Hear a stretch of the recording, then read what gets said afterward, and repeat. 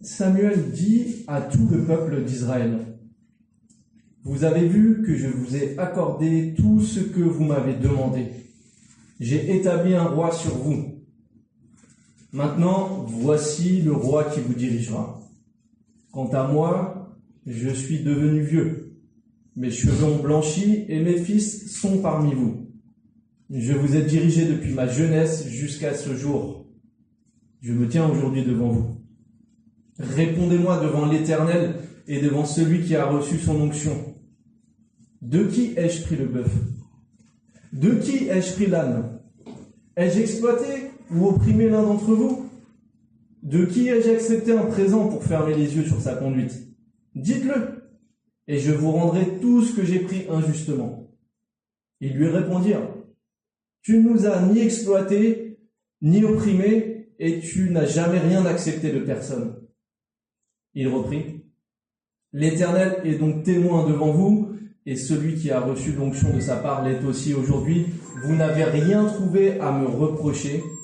Et le peuple confirma, oui, il en est témoin.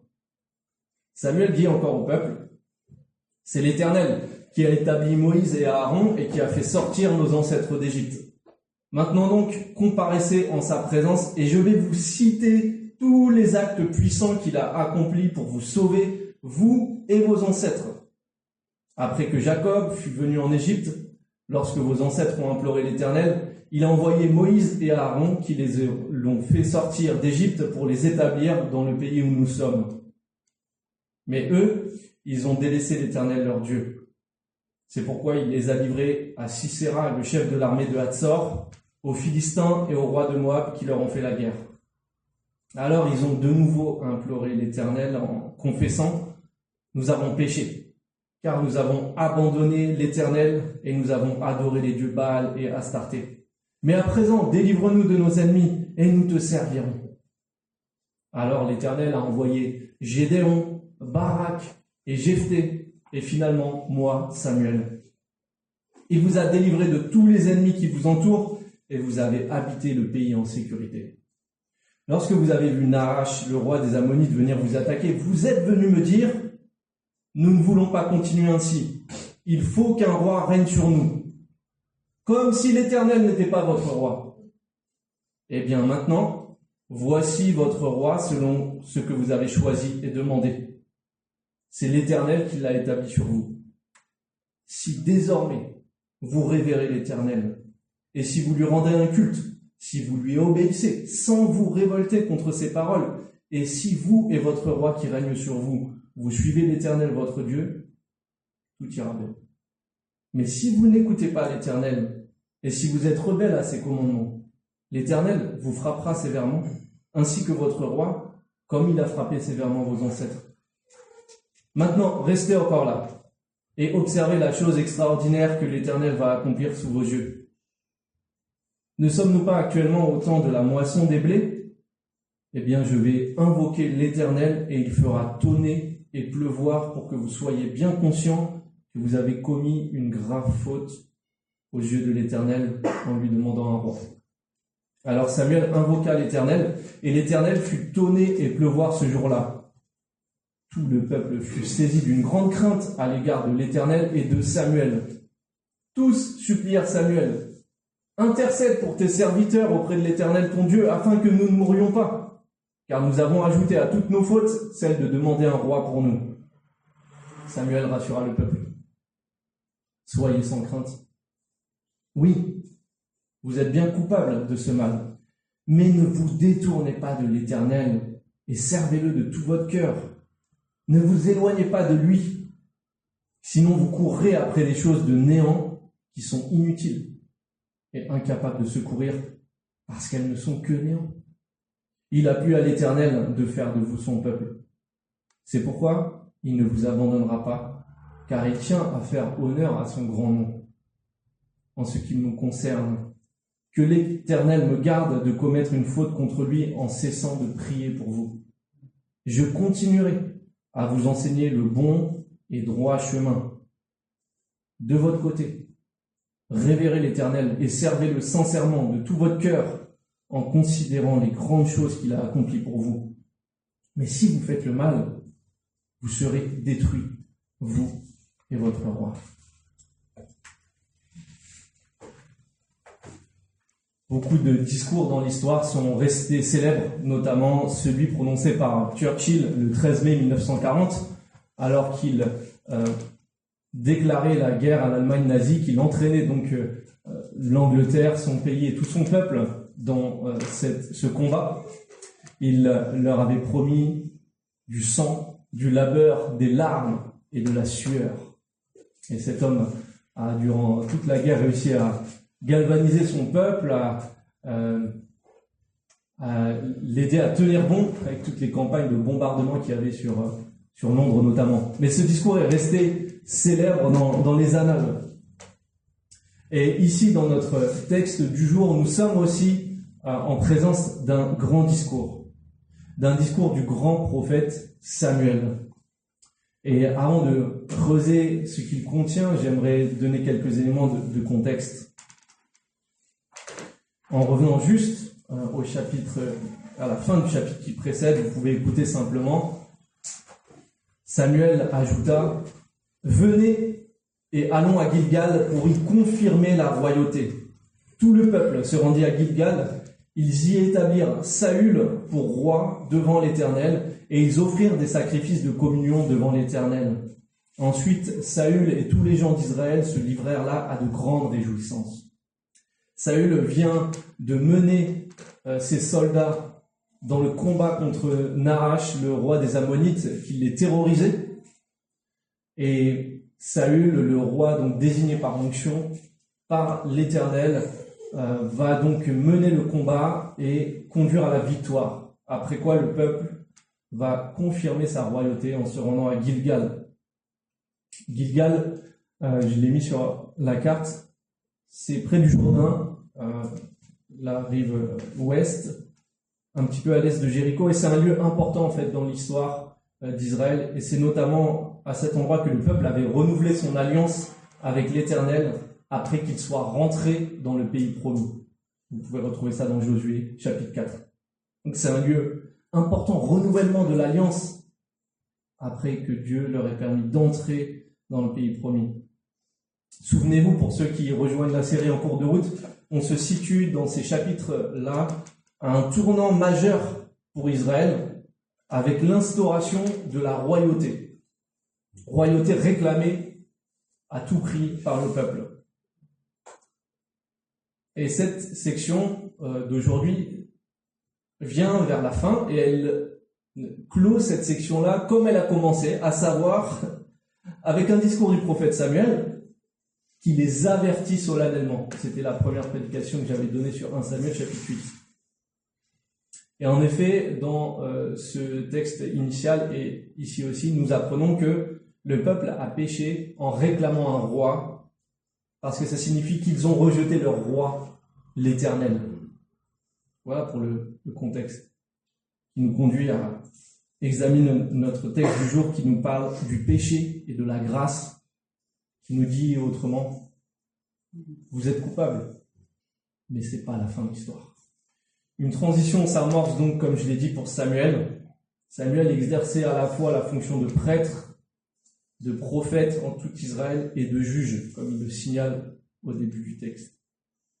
Et on est en présence en réalité d'un discours d'adieu de la part de Samuel. Il va y avoir une transition. C'était un personnage central jusqu'ici, avec ses multiples casquettes qu'il avait, et maintenant, à la demande du peuple, un roi va être oint, va être consacré, et donc Samuel va prendre du recul. Et donc il se lance dans un discours d'adieu, mais c'est un discours d'adieu assez original, parce que tout le chapitre 12 pourrait être comparé à un procès. Plusieurs mentions dans le texte signalent vraiment qu'on est en présence d'un procès. Il y a tout un tas de vocables qui est caractéristique du procès. Verset 3, Samuel déclare « Je me tiens aujourd'hui devant vous, répondez-moi devant l'Éternel. » Verset 5, « L'Éternel est donc témoin devant vous. » Verset 7, « Maintenant donc, comparaissez en sa présence. Et je vais vous citer tous les actes prodigieux qu'il a accomplis en votre faveur et en faveur de vos ancêtres, etc. Vous voyez, tous ces marqueurs-là qui nous disent qu'on est en présence, en quelque sorte, d'un procès. Alors, dans ce procès, qui est l'accusé? D'abord, Samuel. Et Samuel, du coup, va plaider son bilan. Je vous ai dirigé depuis ma jeunesse jusqu'à ce jour. Depuis tout jeune, il avait été consacré, il a grandi chez le grand prêtre. Il a été mis à part pour servir Dieu dans cette nation et il a eu ce grand ministère, cette grande mission auprès de son peuple. Depuis ma jeunesse jusqu'à ce jour, je me tiens aujourd'hui devant vous. Répondez-moi devant l'Éternel, devant celui qui a reçu son onction. De qui ai-je pris le bœuf? De qui ai-je pris l'âne? Ai-je exploité ou opprimé l'un de vous? De qui ai-je accepté un présent pour fermer les yeux sur sa conduite? Dites-le, et je vous rendrai tout ce que je vous aurais pris injustement. Au chapitre 8, nous l'avions vu, Samuel a averti fortement le peuple du risque d'abus de pouvoir de leur futur roi. Et nous avions relevé dans le texte une succession de verbes clés, c'était le verbe prendre. Il vous prendra ceci, il vous prendra cela, le futur roi. Il vous prendra ceci, il prendra vos filles, il prendra vos fils, il prendra votre âme. Qu'en est-il de lui? Lui-même a-t-il agi ainsi? A-t-il profité de sa position de juge, d'homme respecté, d'homme consacré par Dieu? La réponse est non. Et tout le peuple peut en témoigner. Tu ne nous as ni exploités, ni opprimés. Et tu n'as jamais rien accepté de personne. Voici ce qu'il déclare devant Dieu. Donc Samuel est innocent. Et puis, le procès se poursuit. En fait, le peuple, en réclamant un roi, a en quelque sorte mis Dieu en accusation, lui reprochant d'avoir failli en tant que roi. Et donc de là, Samuel va prendre la parole pour montrer le caractère mensonger, le caractère injuste de cette accusation. Et il va reprendre toute l'histoire de ce peuple. Pas toute l'histoire, mais les grandes lignes, les grands personnages, les grands actes de Dieu. Maintenant donc, comparaissez en sa présence et je vais vous citer tous les actes puissants qu'il a accomplis pour vous sauver. Vous l'accusez de pas vous sauver, de pas exercer justement son rôle de roi sur vous. Je vais vous réexpliquer tout ce qui s'est passé exactement dans votre histoire, dans notre histoire. Et donc il recommence, comme souvent dans le texte biblique, avec l'Égypte, où ils étaient esclaves, et d'où Dieu les a tirés de la terre d'esclavage. Ils ont imploré l'Éternel, et l'Éternel a envoyé Moïse et Aaron. Ils les ont fait sortir d'Égypte pour les établir dans le pays où nous sommes, dit-il. Mais eux, ils ont délaissé l'Éternel, leur Dieu. C'est tout ce qu'on avait vu dans le livre des Juges. Alors, Dieu les a livrés à Sisera, le chef de l'armée de Hatzor, une grande ville, aux Philistins, aux rois de Moab qui leur ont fait la guerre. Alors ils ont de nouveau imploré l'Éternel, en confessant « Nous avons péché ». Et Dieu répond en envoyant des libérateurs, ces fameux chefs juges qu'on voit dans le livre des Juges et dont certains sont cités ici. Barak, Jephthé, Gédéon, jusqu'à finalement moi, Samuel. Donc il tire l'histoire jusqu'au moment présent où on est en train de parler. Autrement dit, il est en train de plaider, de démontrer que l'Éternel les a secourus. L'Éternel n'a pas failli, l'Éternel n'a pas échoué.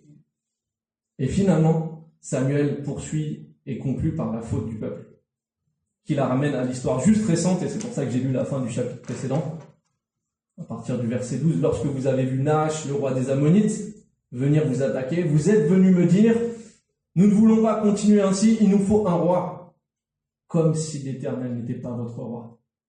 Et donc, au lieu de compter sur l'Éternel, au lieu d'implorer l'Éternel, ils viennent et ils veulent imposer leur solution à l'Éternel. Nous voulons un roi. Ils ont déjà la solution et ils veulent que le prophète Samuel réponde. Au lieu de se tourner vers l'Éternel, ils se tournent vers les solutions humaines, les solutions sages. On veut un roi comme toutes les autres nations, parce que ce roi, il va nous mener au combat. Au lieu de compter sur l'Éternel, en fait, ils veulent le virer. Pour ceux qui aiment le football, parfois, quand les résultats sont bof-bof, qu'est-ce qu'on fait? Tac, on vire l'entraîneur. Ce qui est assez commode parce que il arrive que les joueurs aient souvent une bonne part de responsabilité dans l'histoire. Mais donc, tac, on fait sauter l'entraîneur. Donc, ici, en quelque sorte, au lieu de compter sur l'Éternel, ils veulent le virer, ils veulent trouver une autre solution, un plan B. Sauf que là, on parle de Dieu. On ne parle pas d'un entraîneur de football. L'heure est grave pour le peuple qui s'est rendu coupable de rejeter son divin roi, son bienfaiteur, son sauveur, son seigneur. Celui qui avait choisi ce peuple, l'avait appelé, l'avait sauvé, l'avait protégé, l'avait repêché après ses égarements. La faute est grave et le peuple est jugé logiquement coupable. Et le Seigneur veut rétablir l'honneur de son nom. Les paroles de Samuel n'ont pas suffi à convaincre ce peuple rebelle. Souvenez-vous, au chapitre 8, il avait fait tout un réquisitoire pour dire « Regardez ce qui vous attend si vous voulez à tout prix un roi humain. Voilà ce qu'il va faire, ceci, cela, ceci, cela. » Et je m'étais étonné, on s'était étonné ensemble, que le peuple il dit « On s'en fiche, on veut quand même un roi. » Donc, on a ce cœur rebelle qui est là. On ne veut pas écouter, même si l'Éternel nous avertit. J'avais pris l'exemple du paquet de cigarettes où c'est écrit noir sur blanc, fumer tue, fumer peut nuire à votre famille, etc. Il y a plein de slogans choc, mais on fume quand même. Donc il ne suffit pas d'être averti, même par Dieu, pour se détourner. C'est incroyable ça. On croirait. Ah, mais il fallait nous le dire. Ouais, mais Dieu te l'a dit 15 fois en fait. La faute est grave. Et comme souvent, pour ceux qui ont des enfants, vous me comprendrez, parfois les paroles de réprimande, le petit speech, ne suffit pas. Et il faut souvent l'associer à une punition pour que la leçon soit enregistrée, la leçon soit acquise. Alors le Seigneur va manifester son jugement par un acte prodigieux. Maintenant, restez là et observez la chose extraordinaire, verset 16, que l'Éternel va accomplir sous vos yeux. Ne sommes-nous pas actuellement au temps de la moisson? Eh bien, je vais invoquer l'Éternel, et il fera tonner et pleuvoir pour que vous soyez bien conscients que vous avez commis une grave faute aux yeux de l'Éternel en demandant un roi. Alors Samuel invoqua l'Éternel, et l'Éternel fit tonner et pleuvoir ce jour-là. Tout le peuple fut saisi d'une grande crainte à l'égard de l'Éternel et de Samuel. Le texte nous rapporte donc qu'il s'agit de la période de la moisson des blés, qui semble-t-il s'étale entre avril et juin. Et à ce moment-là, l'Éternel fait tomber une pluie torrentielle pour rappeler qui il est et pour exercer un jugement contre son peuple. En effet, en cette saison, c'est rarissime la pluie qui tombe du ciel. Donc c'est la raison pour laquelle le peuple est effrayé. Et donc il y a une violente pluie qui tombe sur la moisson et qui par là même va aussi détruire en partie la récolte. Et donc c'est aussi une forme de jugement que Dieu opère contre son peuple. Dieu est juste et il ne peut laisser le péché impuni. Alors le peuple est convaincu du péché. Dieu manifeste sa puissance, Dieu manifeste sa sainteté là sous leurs yeux. Il ne s'agit plus de simples paroles. Et donc le peuple se tourne vers Samuel qui jouait ce rôle d'intercesseur, on l'avait vu. Et supplie Samuel d'intercéder en sa faveur. Tous supplièrent Samuel. Intercède pour tes serviteurs auprès de l'Éternel ton Dieu afin que nous ne mourions pas. Car nous avons ajouté à toutes nos fautes celle de demander un roi pour nous. Le péché est grave. Le peuple en a maintenant encore un peu plus conscience de sa culpabilité. Mais comme toujours dans l'histoire biblique, l'histoire n'est pas finie. L'Éternel est compatissant et miséricordieux. Il est plein de patience et débordant d'amour. Il ne tient pas rigueur sans cesse et son ressentiment ne dure pas toujours. Il ne nous traite pas selon le mal que nous avons commis. Il ne nous punit pas comme le méritent nos fautes. Citation du psaume 103. Vous êtes coupable? Oui, mais j'en ai pas fini avec vous. Mais c'est pas la fin de l'histoire. Et voici comment l'Éternel va manifester sa grâce. D'abord, Dieu a commencé par répondre à leurs requêtes. Il leur a donné un roi. Saül. Verset 13. Eh bien maintenant, voici votre roi, selon ce que vous avez choisi et demandé. c'est l'Éternel qui l'a établi sur vous. Et dimanche dernier, nous avons vu comment vraiment Dieu avait manifesté son choix d'une manière vraiment extraordinaire pour bien montrer qu'il avait désigné cet homme. Il y a une longue section qu'on a dû accélérer même à la lecture parce que c'est très long, mais tout montre que Dieu est souverain sur tout ce qui est en train de se passer. Et donc Dieu a désigné ce roi et il a d'ailleurs sauvé son peuple de la main des Ammonites par Saül juste précédemment. Première grâce de Dieu. Ils l'ont rejeté comme roi. Ils réclament à corps et à cri un roi. Il leur donne un roi. Il leur choisit un roi pour venir les sauver dans leur détresse. Et puis, Dieu ne cesse de les rappeler à revenir à lui. Revenez à moi, c'est pas trop tard. Revenez à l'alliance et tout ira bien. Si désormais, c'est comme si c'est une nouvelle chance encore, si désormais vous révérez l'Éternel, si vous lui rendez votre culte, si vous lui obéissez sans vous révolter contre ses paroles, et si vous et votre roi qui règne sur vous, vous suivez l'Éternel votre Dieu, tout ira bien. Et puis il met en garde, si par contre il se détourne. Puis, après avoir rappelé qui il est par la pluie et le tonnerre, rappelé qu'il est le Dieu tout-puissant de l'univers, devant son peuple qui est terrifié par sa sainteté, par sa puissance, par sa justice, le Seigneur les rassure. Samuel rassura le peuple. Soyez sans crainte. Oui, vous êtes bien coupable de ce mal, mais ne vous détournez pas de l'Éternel et servez-le de tout votre cœur. Ne vous éloignez pas de lui, sinon vous courrez après des choses de néant qui sont inutiles et incapables de secourir, parce qu'elles ne sont que néant. Oui, vous êtes coupable, dit le Seigneur. Dieu ne s'assoit jamais sur la vérité. Oui, vous êtes bien coupable. Oui, nous sommes bien coupables. Et à partir d'ici, dans ma prédication, je nous associe au peuple de Dieu, parce que nous ne sommes pas différents d'eux au fond. Et notre salut commence quand on reconnaît nos fautes devant Dieu. Et ceci, j'en ai conscience, va totalement à l'encontre de ce que nous dit notre société, de ce que nous disent nos sages, du style « Oui, tu es imparfait, mais c'est pas grave. Tu es comme tu es, et personne n'a rien à dire à ce sujet. Personne ne doit te juger. Accepte tes imperfections. Personne n'a rien à dire à ce sujet. Notamment Dieu, si. Parce qu'on lui doit tout. On lui doit tout. Mais le regard de la Bible nous montre que nous sommes en fait orgueilleux et ingrats, égocentriques et idolâtres. Et on croit que tout est normal, que tout nous est dû. Notre vie tourne autour de notre nombril, alors qu'elle devrait avoir Dieu pour centre. Mais remarquez, la réponse de l'Éternel, elle est tellement pleine de grâce. Oui, tu es coupable, mais ceci ne doit pas rester ton identité. Change, il y a une issue.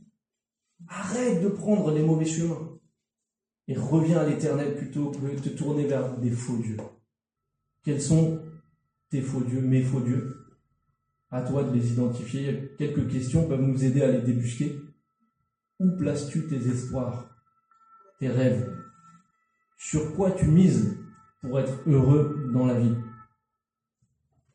Ou encore sur l'autre versant, qu'est-ce qui selon toi pourra te sortir de tes problèmes, te rendre la vie meilleure, restaurer les choses? Et toute autre réponse que Dieu à ces questions-là sont en quelque sorte une idole, un faux Dieu. L'Éternel déclare ici que toutes tes idoles sont du néant. C'est de la fumée, c'est du vent.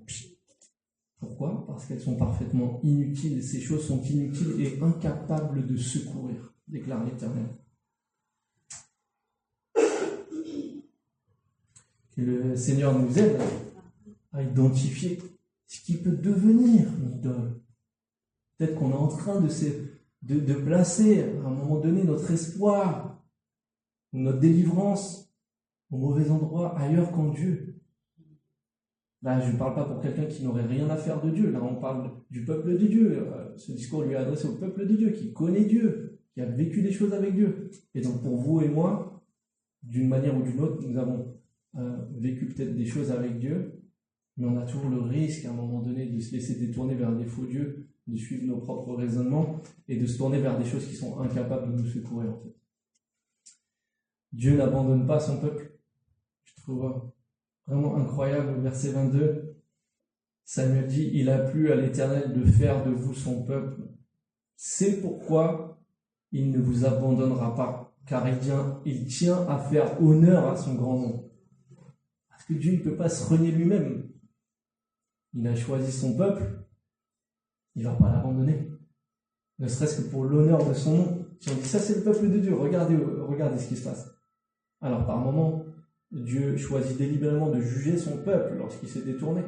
Mais c'est quelque chose qui est dans le plan de Dieu pour qu'il revienne à lui. Et donc, si nous appartenons à Dieu, si nous sommes son peuple, nous avons cette promesse incroyable qu'il ne va pas nous abandonner, même si on est des rebelles de première. Il vient nous repêcher. Il vient nous repêcher. Sa grâce est vraiment au-dessus de tout ce qu'on peut espérer, en fait. Enfin, l'Éternel continue de manifester sa grâce en la personne de Samuel, même à la fin de ce texte. Il continue de lui donner ce serviteur fidèle qui déclare qu'il va ne pas cesser de prier en leur faveur, qui va continuer à les enseigner dans le droit chemin. Alors, oui, vous êtes coupables, nous sommes coupables, mais ce n'est pas la fin de l'histoire, parce que sa grâce est toujours là. Sa grâce est là. Alors revenons à lui, ou venons à lui. Sa grâce est là, saisissons-la tout à nouveau. La grâce, ce n'est pas le B.A.-ba de la vie chrétienne, c'est le A à Z de la vie chrétienne. C'est le pasteur Tim Keller qui a cette formule incroyable. La grâce de Dieu, ce n'est pas juste le B.A.-ba de la vie chrétienne, les choses basiques. C'est toute notre vie chrétienne qui est là, A à Z. Parce que lorsque nous fautons, nous revenons toujours à la grâce, à nous accrocher à cette grâce qui a été manifestée en Jésus-Christ. Là, nous sommes encore dans l'Ancien Testament, l'ombre des choses à venir. On n'a pas encore toute la grâce de Dieu déployée. Elle prendra forme, elle se concrétisera au plus haut point par la venue de Jésus-Christ. Mais sa grâce est là, elle est proclamée dès l'Ancien Testament. Il n'y a pas deux dieux différents, un Dieu qui est sévère dans l'Ancien Testament et un Dieu qui est amour dans le Nouveau Testament. C'est le même Dieu. Il est amour, justice, sainteté, vérité. Il est tout à la fois. L'Éternel continuera de donner ce serviteur fidèle, ce roi idéal, ce sauveur, ce peuple espéré dans quelqu'un qui puisse les conduire, qui puisse les sécuriser, qui puisse exercer la justice. Donne-nous quelqu'un qui va juger sur nous, déclare-t-il. Et ce sera Jésus. Jésus qui sera à la fois prêtre, roi et prophète en faveur de son peuple. Le péché et la grâce. Nos péchés abondent, mais sa grâce est plus grande. Si vous avez failli, si vous vous êtes détourné de Dieu, si vous êtes laissé guider par ce que vous croyez pourrait vous libérer, vous sauver, vous restaurer, vous combler, alors revenez à lui aujourd'hui. Revenons à lui aujourd'hui. Le Seigneur est lent à la colère et riche en amour. Il est fidèle et bon.